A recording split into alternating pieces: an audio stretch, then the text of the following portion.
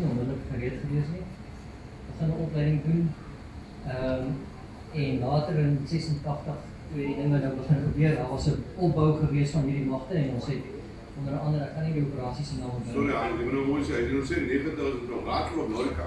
Nee, van man net, as jy nou sê 90 ons moet gans. Dis net om te weet hoe oud is hy.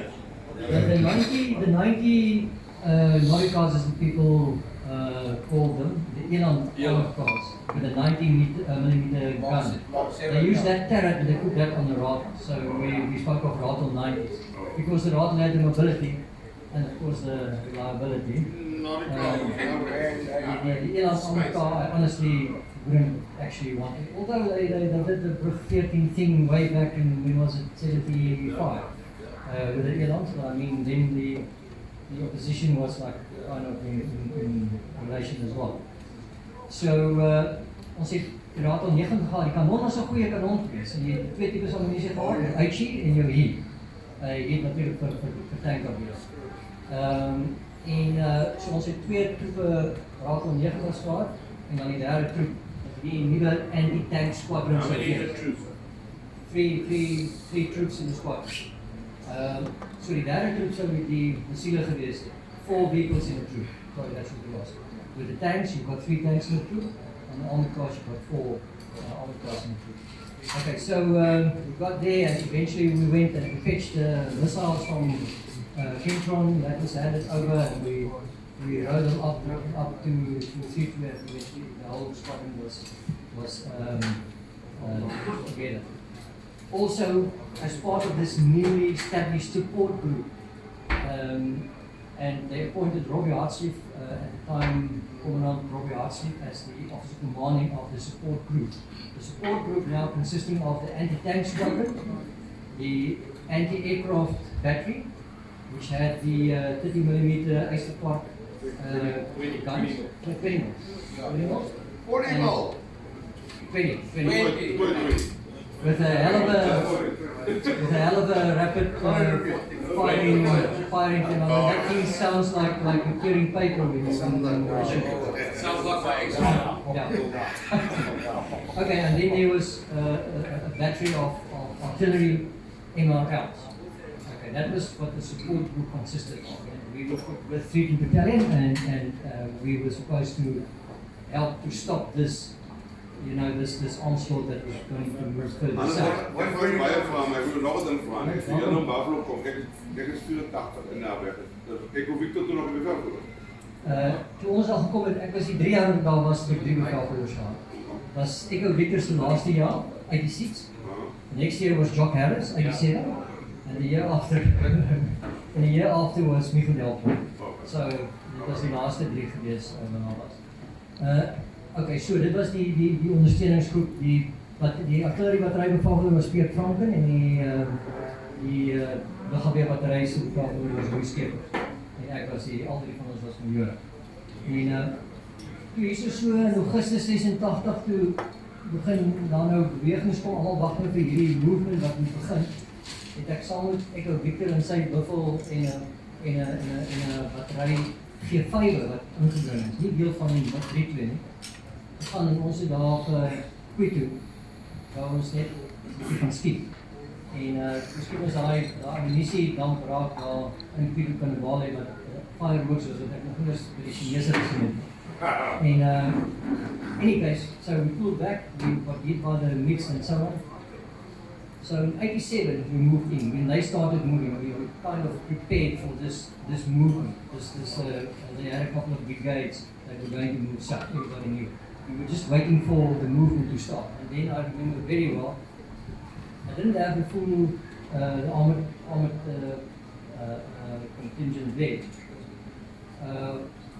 They started moving one night, and the next night they dug in, and that night we bombed them with the G5s. We only took the G5s in the very first time. And we thought, okay, fine. I mean, after a bombardment like that for most of the night, and I don't even know how many shells each gun fired that night, but it was like, we thought we leveled the whole place. The next morning, they started to march again. I mean, then we realized, here is big shit, sorry, French. And immediately that night I was flown out to go and fetch the rest of the anti-tank squadron and bring it up. And they also sent a message down to School of Armour to get the regiment of Olifant tanks ready, which eventually started moving upwards, north. Okay, so that's how the whole thing started. And I'm not going to go through all the little clashes that we had. All in all, I counted at one stage I was involved in about 10 tank clashes where we fought and shot at each other, sometimes at a distance of like 15 meters. People say now let me just make it very clear. Actually, ideally, this is not armored doctrine to fight with armored vehicles in bushy terrain.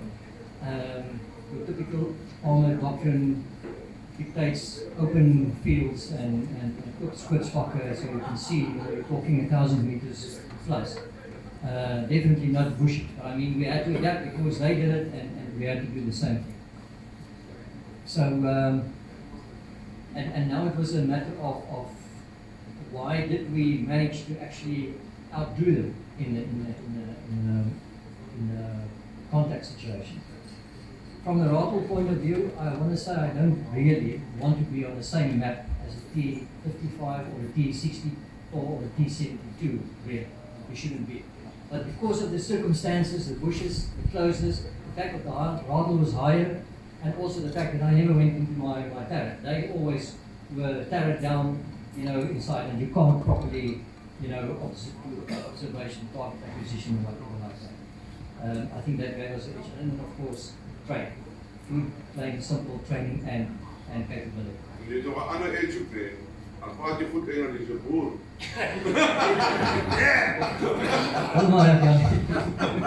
Okay, so wat het gebeur ons het op 'n stadium langs die Kroeprivier gelê en oorkant ons was 'n ZT3 brigade, and we knew they were going to cross the river at some stage. They were looking for a place to cross the river, and it was my job to make sure that we covered this crossing, which was totally impossible, but sometimes you do get impossible instructions from above.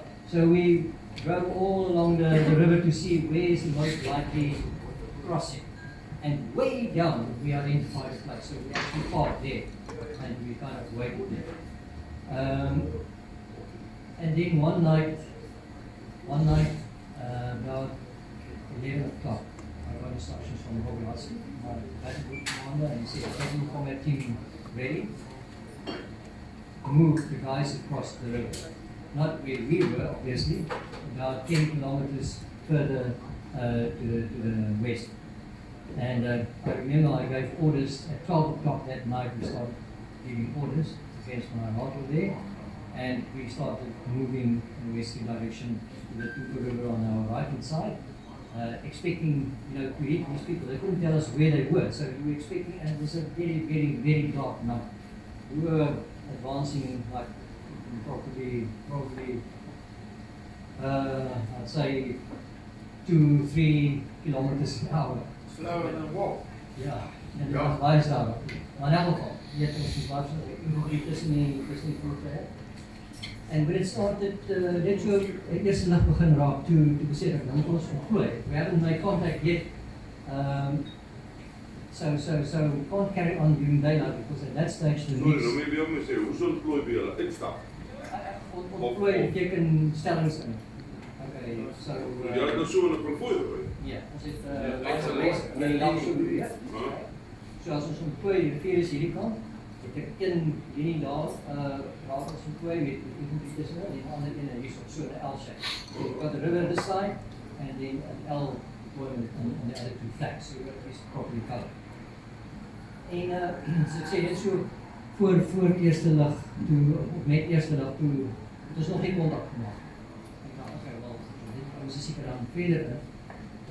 Ek afspring en daar na Sean af en kyk, hoe loop die boslyn, en ek sien hy maak so draai, en ek sê, okay goed, ons gaan nog so 500 meter verder beweeg, and that's what we're going to deploy. And in that 500 meters, we actually bumped into them. They've already crossed the river and they dug in, and they were waiting for us as we moved forward.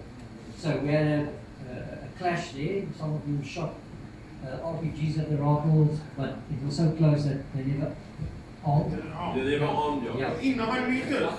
Yeah. Beautiful. RPG over 9 meters. No, it's further. 9 meters. No, it is very, very short. I mean, we were talking literally here, but they're stupid anyway. So, we had this clash there, and they then started running back across the river. And I mean, that's where the guys with the 90s, the coax machine guns, you know, they just lined up at the Shauna, at the bush level, at the bush line, and they basically just kept their machine guns in one direction, and those guys all ran through. I mean, I think there were about 300 dead as they ran back across the river. Okay, so that was the clash of the morning. We obviously won this one. Hands down. And so we were, during this clash, the group commander, I only had 2 ZT3 missile vehicles that I took with. The other 2 I left, you know, with the guys where we were initially expecting the crossing to take place. So I had those 2, but one of the 2 was not actually 100% operational. They had a problem because remember, they were very sensitive, and the bushes also did some damage to some of the systems on the missile.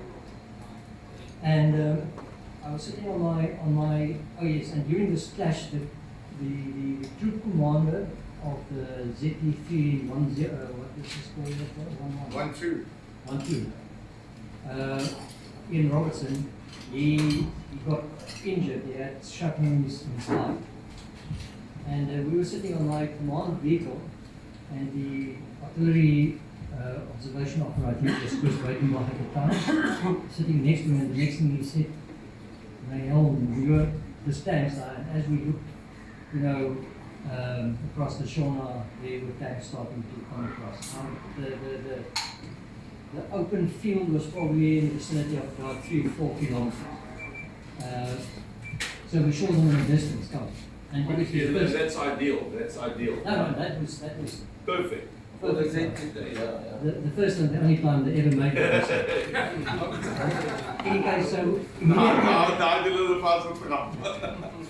immediately I called Ian Robertson on 1-2, you know, to get his missile system ready, and I call, and he doesn't answer. And I mean, what the hell? And the tanks are coming. So I jumped out of my command vehicle and I ran to where he is to see what's the problem. And as I got to the vehicle, I said to me, no, he's at the ambulance because he's got shrapnel in his eye. So I jumped into the command seat because I mean, I know the system, I've done the training, I actually trained all the guys there. I might as well do the thing. And initially I wanted to move back to higher ground, but still there were too many trees and stuff in front of me, so I had to move right to the end of the bush. Sorry, what is Iron Zero? Read this. So right. 4. So sorry, Hannes, so the vehicle you were in was what? That was the ZT3 missiles. And you ran into another one? No. I was in my command vehicle. That's what I'm saying. What vehicle was that? Yeah, that was a Ratel 90. Normal 90. Command vehicle. Normal rifle. Okay, I know what that is. It's not a 20 mil, it's a command vehicle. We've got a very nice, comfortable seat. 2 big boards in front of you. Yeah, well, the seat and that comes with the salary, I understand. Yeah. And a nice navigation will sit there as well. It helped a lot. In any case, so yeah, you can't fight with that thing. So that's why I ran it. So we moved forward, and I said, okay, fine, let's engage. So we fired, and I can't really remember exactly what each and every missile did. I know the first one, you know, what happened, which was a common problem at that stage with the ZT3, was that when you launch the missile, you've got a fire control system with a laser guidance. In the back of the missile, there's a red dot. The laser picks up that thing, and that's how you actually guide it. So you guide it with a laser fire control system. And what happens was a common problem at that stage. The missile would launch, and then it doesn't pick up the communication, and it would just simply fall to the ground. That happened during the training, and that was one of the concerns when we went in, but I mean, we had to go and do it. So that happened exactly with the first, I think the second one as well. We just carried You've got three missiles in 3 troops. So fired the third missile. The third one did a lot better. I've got a picture of my pictures are all I posted on some stage. That one actually hit one of these small trees. And you can see the thin marks as it actually slashed the tree off. Cut it off. But it never made it to the tank. So that was the third one. And in the meantime the tanks are coming. So the 90s went to the bush line as well. The distance was too far. They started shooting at the tanks. Accurate. But those hit rounds you just ricochet. Sorry, Hannes, ander ding wat ek jou vra. Skiet daai tanks as hulle ry terug op jou. Yeah, that is Hulle skiet nie. another mistake they made. Hulle het so half skuins gery, nog beter. Jy weet. Bigger dog. Hulle het van daai kant af gekom en hulle het so oorgery. Maar hulle het geweet van julle. Want weet ons al, maar hulle het nie geweet wat ons is.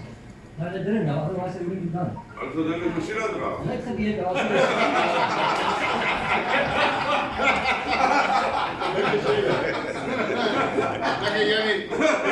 hulle het geweet daar so is Unita. Onthou ons was eintlik veronderstel om saam met Unita te wees. So hulle het gedink Unita is daar and they knew exactly what happened when they pushed their tanks. Okay, so they were expecting to send in their tanks and the units would simply run away as they have always done, and that's what they actually expected. Ja. So, okay, toe kom ons nou so. Die herlaai het gesien as baie skiele geweest, ja, want nou presies hoe hy gelyk het, maar toe die eerste 3 net geskiet het, hoe vinnig kan jy herlaai? Wel, jy het 'n laaier en dan gooi daai die missielraad het nie dieselfde hatches as die ander raad bestaan nie. Hy het 'n groot lyk gehad. Jy sien ons van hier af tot daar by Mike. En dit moet hoe ongeveer is. Ja, so hy gee dit aan en hy laai net daai 3 missiels redelijk vinnig. So sê jy kon die 3 laai binne 'n bestek van 'n minuut en 'n half of so 2 minute. Dit het maar net uitgehaal. Maar hierdie proses trek ons nou terug om weer te kyk vir 'n beter posisie en ek sien probeer van die werk. Ons probeer te weer komen.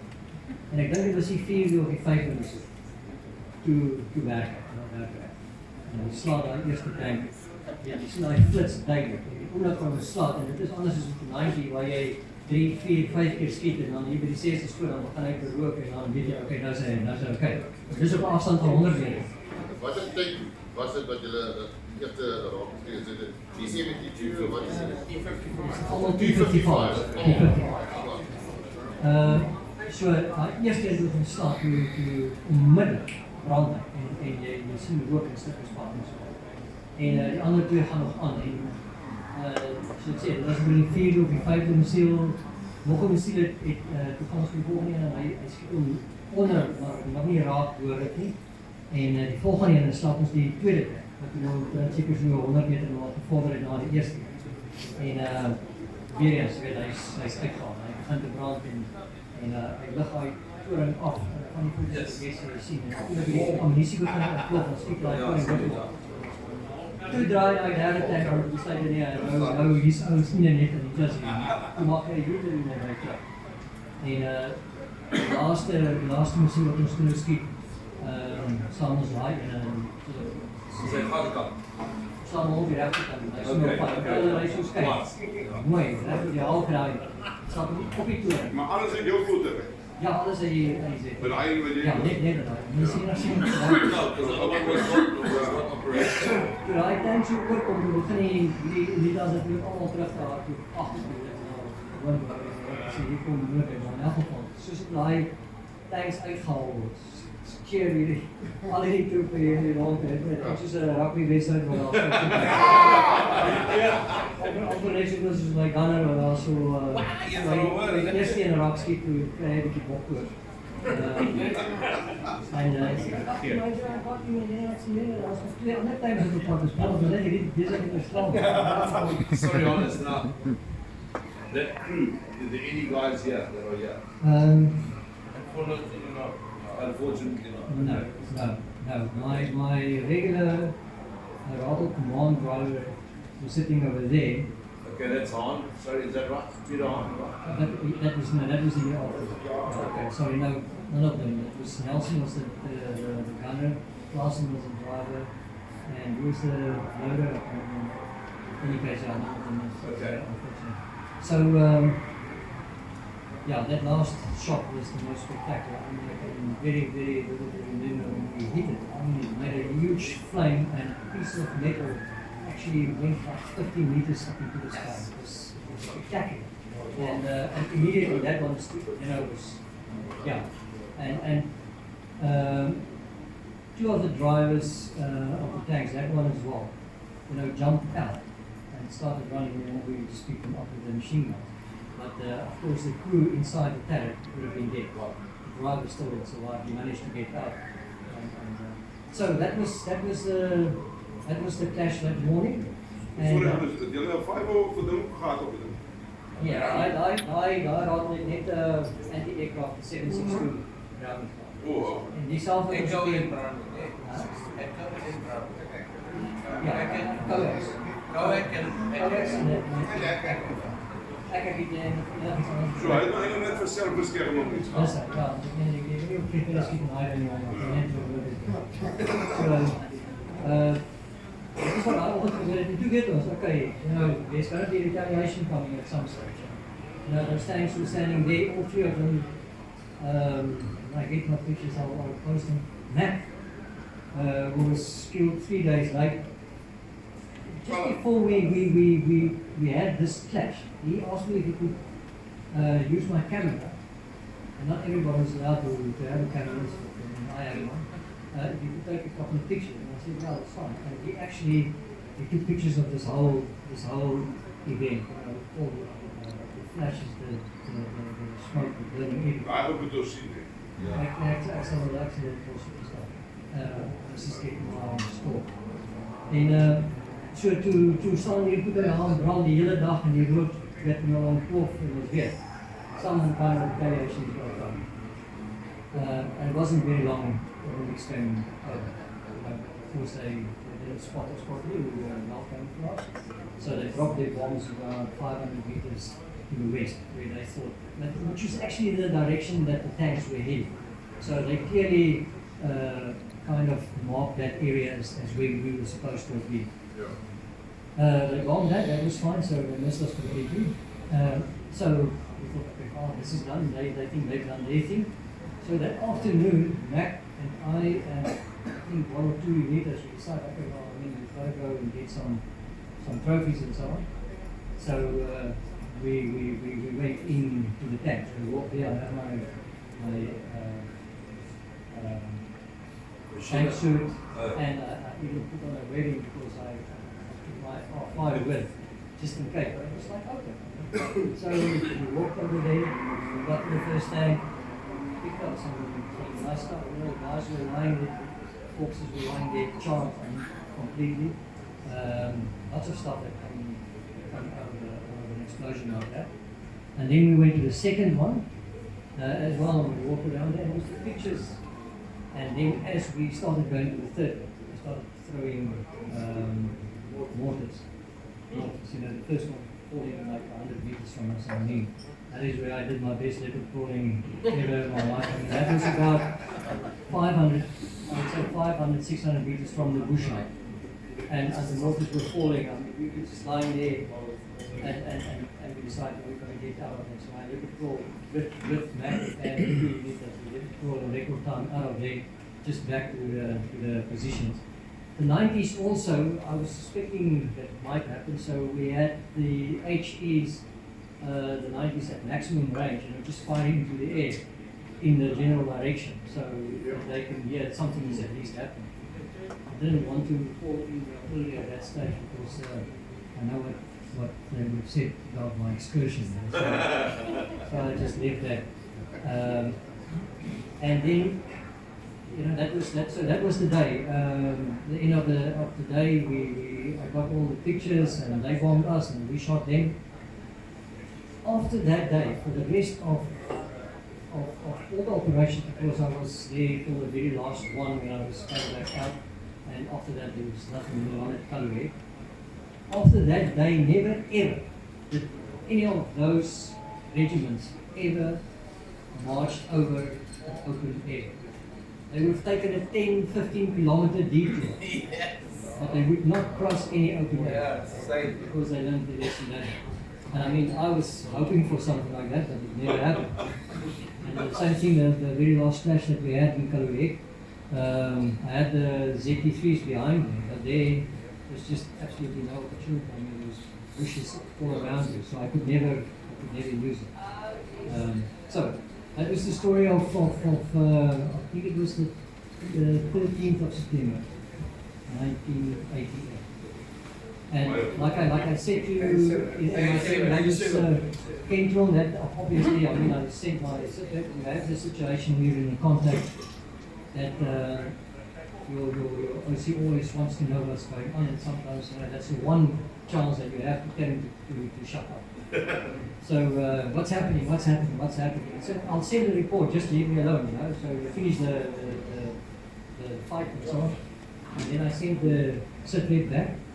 And obviously that ran to Army headquarters and the armor, and he phoned the Kentron CEO and he told them about what happened, and they closed Kentron and they had a holiday the next day. They had a big festival. So yeah, that was today. Hannes, so your Norris Crooks, was it that day? Well, give us that story while you're up there. That's actually something that for a very long time we Come on. don't really talk Hannes, about. no, don't be, don't have to be, you're amongst friends here. We want to hear, come on. You know, when it comes to things like that, it depends on who notices you and who writes reports and so on.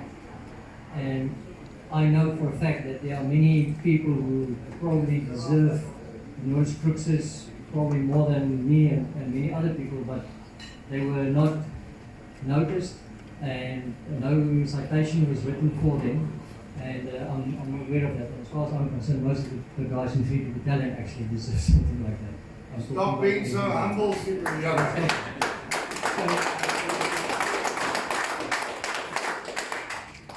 One of the guys asked me, why did you do that?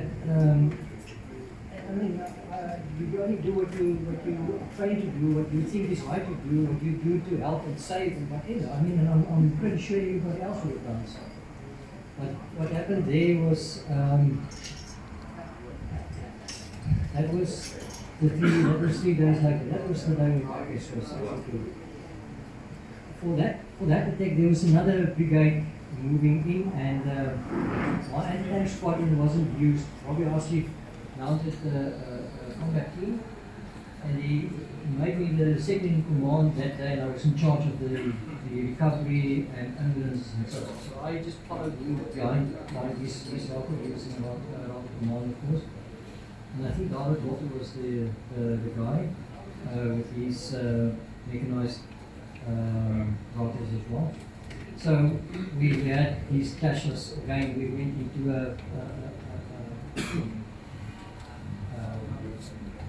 it used to be a unit base, but it was deserted, and they actually occupied it from the top line. So you move forward with your whole force, but you don't know when you're going to make contact. Our best notification of imminent clashes was always when you need to start to run back, then you know you're very close.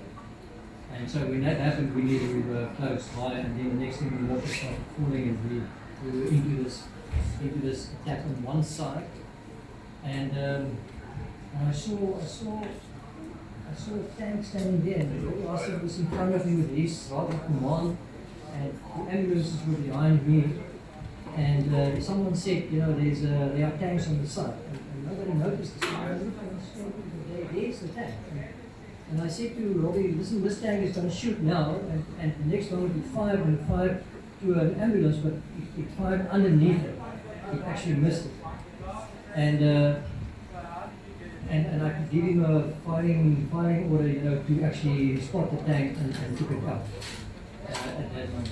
In any case, so we carried on, and the next moment, one of my troop commanders, Joe Alves, with his 4 90s, were involved in one flank. And he came over the radio and he said, we stuck. Major, and I knew I was there. He said, Major, we stuck. And he kept calling. There was nothing that anybody could do. And then I realized, we're going to have to get this guy out. So I jumped out and I said to Robbie, I'm going to find him. And I called the guy with the buttons, I'm looking. I said to him, follow. And so I ran in this direction where I knew they were.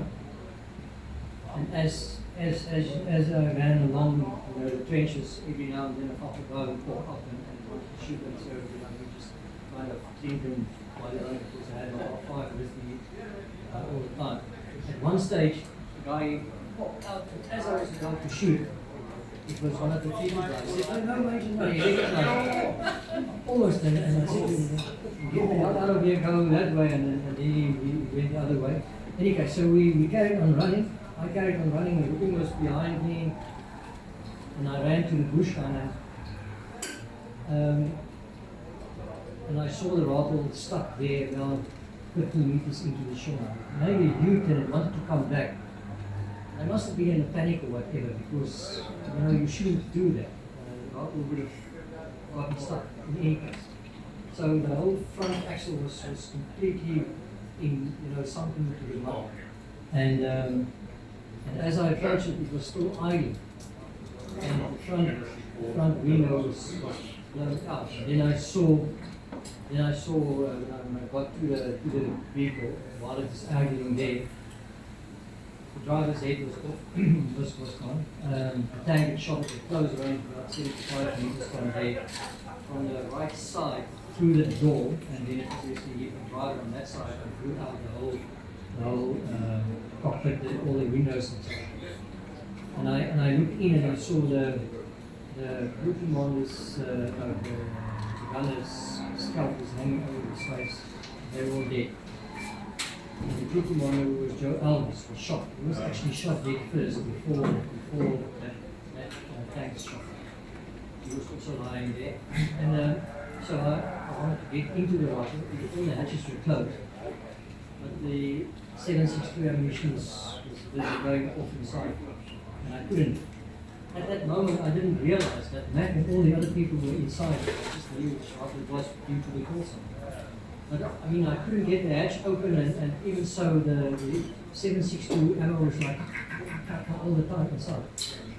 So I jumped off the rifle again, and I stood next to it like this. The door was just next to me, and I was thinking, what can I do? Because it's impossible to recover this vehicle. And the next moment, the 90 ammunition cooked off inside. And it blew this door right next to me, right here. Blew that door, that big heavy armored door, probably about 30, 40 meters into the air. And you were standing there, you were gone. Yeah, I would have flown probably 60 meters, but in any case. I didn't know. So then I realized there's nothing to do. So I ran back. And as I ran back, I saw this rifle that was stuck. That's that I haven't called looking there. I saw the rifle was stuck. The crew reversed and they went onto a big trunk, and the rifle got stuck there and they couldn't get off. And the crew was gone. So because the whole combat team had already withdrawn, they got instruction to withdraw because there were tanks approaching. So they left their rifle. They left their rifle. They left. Were these 3 rifles? Yeah, this was not Mark, when you really don't. Not SPs, not SPs. No, there were SPs with us on the rifles, but I mean they all abandoned the thing because Robbie gave the instruction that everybody must withdraw. Okay. And I was still there with Rian looking, and I didn't have a radio because I was running on the ground, so I obviously didn't hear all his instructions. But he said to me, Major, we have to leave. I said, yeah, we must get this rifle off here. We can't leave a totally serviceable, idling vehicle full of ammunition and everything to the enemy. They've already got one there, which we subsequently blew up the next day. We sent the reckless in to do that. And the king said, no, he doesn't want it. Just once. Let's just do it. The tanks are coming. So we got the kinetic tow rope out. And I said to him, we can just try once. If it doesn't work, we can leave it right. And I remember I jumped into it. Oh, well, that was just before that. I said to someone, I came around the rifle as it was facing forward. And when I came, I had an R5 like this, and as I came around the back, there was a guy standing with an AK-47 right straight in front of me. That was one of the few times that I actually saw my life flash past me because I thought I was God. And I just, pulled my R5 up. It was an automatic. And I went this way and the shot went past my head. Just that crack as a bullet went past. And I got the guy, you see.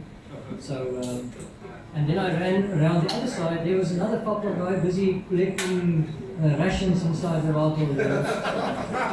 Stealing. Stealing. So he got a heavy punishment for that. The ultimate punishment. So the ultimate punishment. So I jumped into the seat and ripping pulled this thing. And you know how a kinetic rope works. You pull it and then basically nothing happens. You hope something happens and the next thing this thing just jumps off. And what a relief. But I mean, there's no time. I said, okay, I jumped off and I just, unhooked the rope. We left it right there, and we just charged back. At one stage, going through one of the trenches, and it's uitgegraven gehad, met the gas dak op. And I went to the rifle, but fortunately I had some speed. Into this thing almost as deep as the rifle was high. But like I said, I had enough speed to be went out. And so we eventually joined up with the rest of the battle group. And then we started, counting and asking who was there and who was where. And that's when I realized Mac is not there, the guys that were with you is not there. I knew about all this because that was my role, and I knew it was the crew commander and the crew. We lost those three plus Mac and I think two other guys inside the water, which was very, very tragic. And then the next day, they sent the veterans to just blow up that rock so that they couldn't use it because we were still at that stage, not supposed to have been there. Someone asked me, did we know the bigger picture and so on? We're not going to talk about the ultimate picture, but we've always asked for air support. Because the mirages were at Runo. Yeah, they were there. And we requested air support, nothing ever came of our requests. And then one night, then on the 12 was released. And the next day when we requested air support, we got it. You got it. All political. It's all political, that's those things that we don't know about. So after his release, we had air support. We had, we always intercepted all the, because I had in my combat team, I had the guys and translators as well, so we always knew all their radio conversations and so on. We had air support, the mix were always scared of the mirages, until one day. And I remember that there was a Cuban, the guys who were there, who probably remember his voice. His call sign was Quattro. He was the squadron leader of this big squadron that came in. The mirages were scrambled from Rulu, and always the moment the mirages were scrambled, the mix would return back to base. And that day, they didn't. They kept coming, and we were monitoring this conversation over the radio. And I remember this one guy sounded very nervous, one of the pilots, obviously was a junior guy. And the squadron commander just said to him, don't worry, in his deep voice. We've got our secret weapon today. And the guys at General Geldenhuis and they were expecting gas. They were going to throw gas to us. We had masks, but I don't think they would have been with anything in any case. But what they had was a new weapon, a new frontal attack missile. So as the mirages came, they were fired at a distance of I think 35 miles or whatever kilometers, and they hit the mirages, and that's when they realized they've never encountered this before. They can't fight. We didn't have something to counter that And that was the end of our air superiority. Since then, you know, the Mirages turned around in the next scramble. Sorry, How many Mirages were lost with That when Major Avery was shot down. No. That was another event. That Mirage, who was the guy who was disabled? You know, he came, the Mirage's hydraulics were damaged. And he came in to land at Rundu. And he ejected, yeah. he didn't eject. You know, the net that was supposed to catch him, you know, at the end of the runway didn't work. So he overshot into the other side of the riverbank. And then that ejection seat activated and shot him out in the car. And that's how he was disabled. No, it really, you know, the Mirages and the Buccaneers used this long-range tossing technique, which was unique to South Africa. I mean, because their anti-aircraft was simply superior to ours. All credit to our 35. But that's because we didn't need it. Our Yeah. war earlier, we didn't need it. Never. And I Only mean, later on. we were superior in terms of the air battles and so on. So they used this long-range tossing. The Mirages, I think, pitched something like 17 kilometers away, you know, to toss their bombs, very, very accurate. And the Buccaneers, I think, were like 15 kilometers. They came a little bit close. I mean, you know, they kept doing it, and that one day they did it like 3 times. And so what they did, they moved this one SA-64. And as the Mirages pitched up, fired this SA-6 missile. And one guy actually spoke to afterwards, he actually saw how that missile went into that Mirages probably had afterburners on at that stage, but in any case, so it was shot down. And the others went home and it was reported. And then it was an issue of is he still alive or is he not alive? Kept Emily, the pilot. And all the forecasts then moved forward and they had there were like about 100 of them around this wreck that now crashed after the missile hit. And then permission was requested to put a ripple of MRL rockets onto the wreckage. And it was a long story, should they or shouldn't they? And then we realized that if he was alive, he's not alive anymore, or he would have been captured another way. So they put a ripple on that wreckage, and they killed like a hell of a lot of people. Yeah. So I think after that they wouldn't hang around any shutdown aircraft. Anyway, so then a UNITA guy said, but they saw someone with a pilot uniform walking in the bushes, which was of course a bullshit story. And that led to us looking for Ed Everly. I mean, we drove around at night shouting on a loud radio.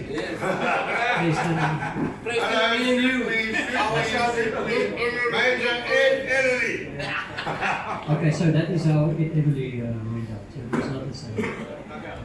Any other questions? Hannes, sê vir my, wat het van die ZT3 geword as projek Oetrou as ek het reg gekry? Projek Oetrou en ZT3 was dieselfde ding, né? Ja. Nie regtig. Ek kan nie sy projeknaam meer onthou nie, dus ek dink dit was, ek kan nie onthou nie. Die ZT3 is verder ontwikkel. Jy het 'n uitstekende, later het sy naam verander na die Makopa stelsel. Ek dink vandag is sy naam Makopa en dit is 'n baie gesofistikeerde stelsel. Ek weet, dit was daar praat nou van so 10 jaar gelede. Ek weet nie wat dit se nuutste is. Ek kan net sê dat op 'n stadium toe het de Japanse skoolwerk bestuur en gesê ek moet 'n demonstrasie gaan doen vir buitelanders op die missielstelsel wat ons nou probeer verkoop het. En ja, and who did I find there? The Iraqis. They were attending the demonstration, so I had to shoot a target, 4 kilometers, which unfortunately. Okay.